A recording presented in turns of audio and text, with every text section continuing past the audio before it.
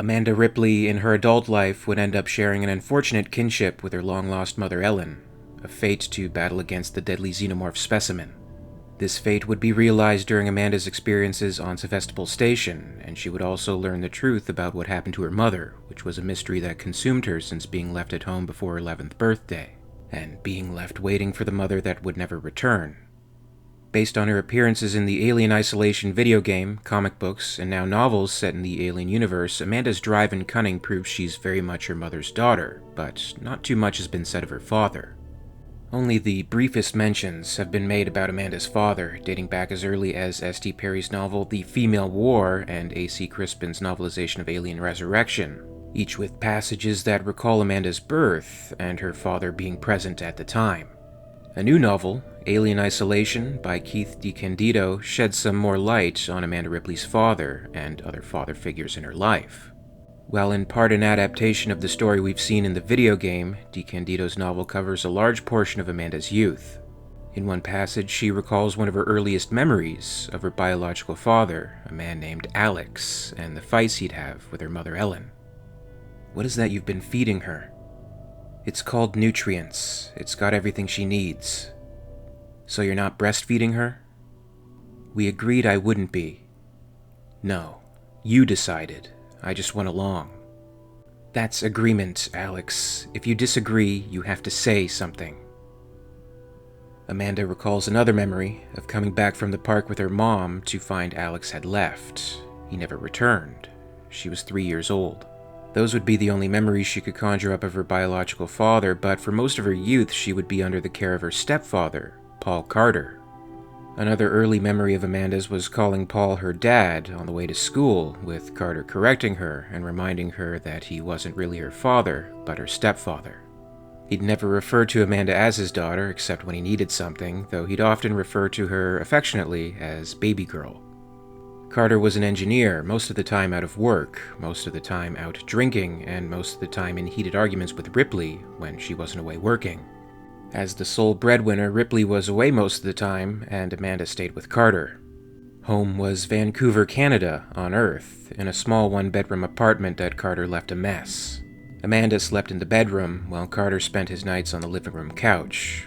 Half of the time, Amanda recalls he'd never even made it that far, collapsing on the floor by the front door when he came in from a night out. Those were the lucky nights when he wasn't yelling at her. The relationship between Ripley and Carter had remained turbulent over the years and disturbed Amanda, often hiding and seeking solace in her stuffed animal, a tiger named Daniel.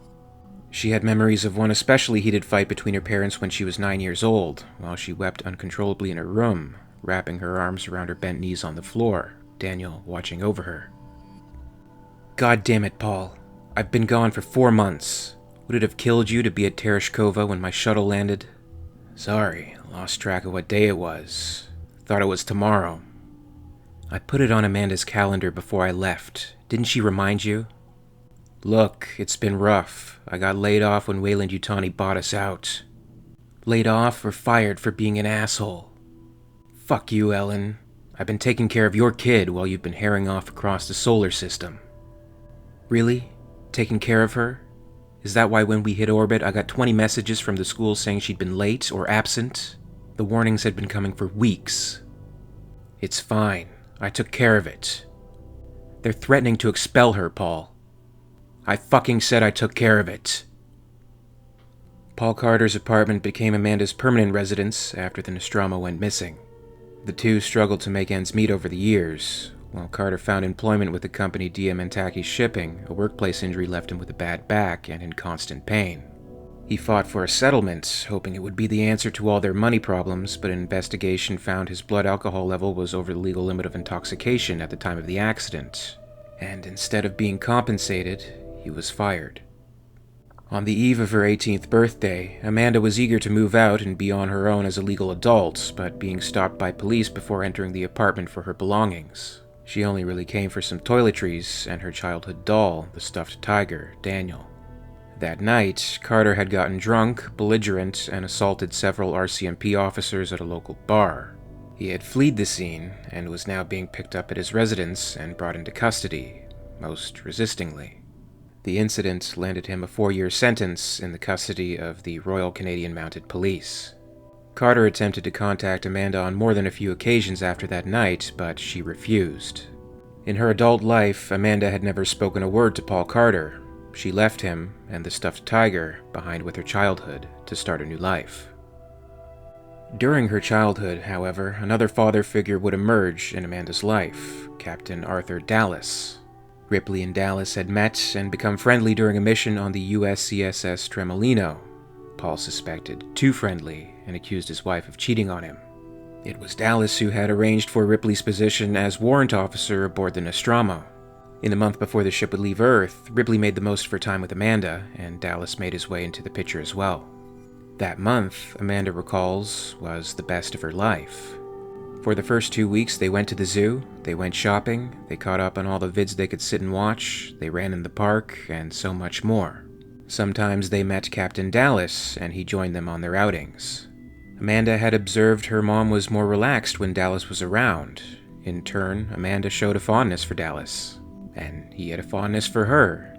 He'd tease her, intentionally calling her by the wrong name, armadillo, aardvark, or any other animal beginning with an A he could think of.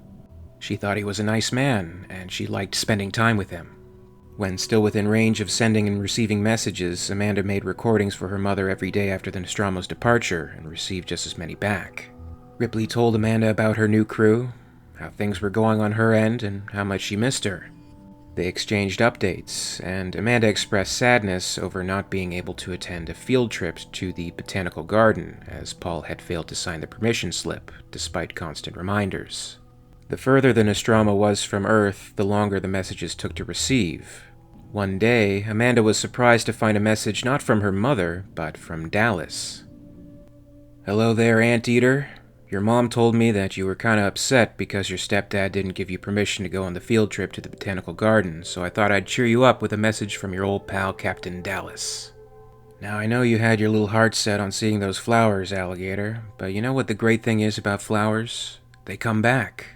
Every year, there's always new flowers, and they're just like the old flowers, except not exactly. They're slightly different. And that's what's great about the universe.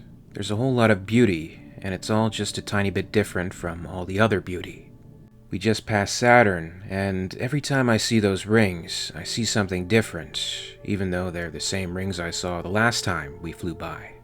My point is, Alpaca, there's beauty everywhere. Just because you don't always get to see it doesn't mean it's not there. And if you're patient, you'll get to see it.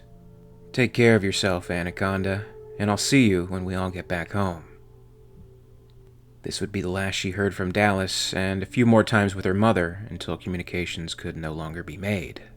I think maybe the seeds were being planted here of an alternate future that would have, or could have, taken place if it weren't for the Nostromo encountering the alien. Ripley would have returned for Amanda's 11th birthday, maybe back with Dallas, and Carter out of the picture.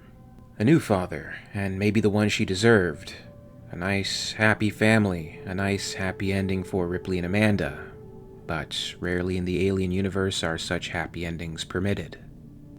It's been over 5 years since the Sega game Alien Isolation was released, giving us a fully fledged version of the Amanda Ripley character, and in this short amount of time she's quickly become one of the staple characters of the franchise, also appearing in Dark Horse Comics' Aliens Resistance and Aliens Rescue. These last few weeks have been great for Amanda Ripley fans, with the release of this novel, and the original game will be finding new life on the Nintendo Switch console on December 5th, which I'm very excited about and we'll be talking about more soon. Maybe we'll even increase further interest and demand for the sequel we all desperately want. Taking some advice from our old pal Captain Dallas, though, if we're patient enough, maybe beauty will reveal itself. DeCandido's novel was especially impressive, actually. I was expecting a fairly straight adaptation of the game's story, but it truly went above and beyond with its reminiscences from Amanda's life prior to Sevestopol, nearly half the book. In fact, I think there's even more to explore, if what we got this time around is any indication, and I'd be very happy to see a standalone prequel of more of Amanda's life. Alternate to that, I think a novelization version of Resistance and Rescue, with the same flashback format revealing more of Amanda's past, could work. Amanda's past and plight has been quite interesting, and I do think there's more to tell. Have you had a chance to check out the Alien Isolation novel? What did you think? Comment below and share your thoughts. As always, I'd like to thank you very much for watching today. I really appreciate it, and if you enjoyed this video, please make sure to give it a like, and you can also subscribe for all the latest videos from the channel. A very special thanks goes out to WEYLAND YUTANI executives, EmYarUk, Mark Fox, and Lady Anne, part of the Patreon Hive. If you'd like to join the Hive and support the channel, check out my Patreon page for exclusive posts and contests. In the meantime, you can catch up with Alien Theory over social media. Follow @alien_theory on Twitter and @alientheoryyt on Facebook and Instagram for more. And until next time, this is Alien Theory, signing off.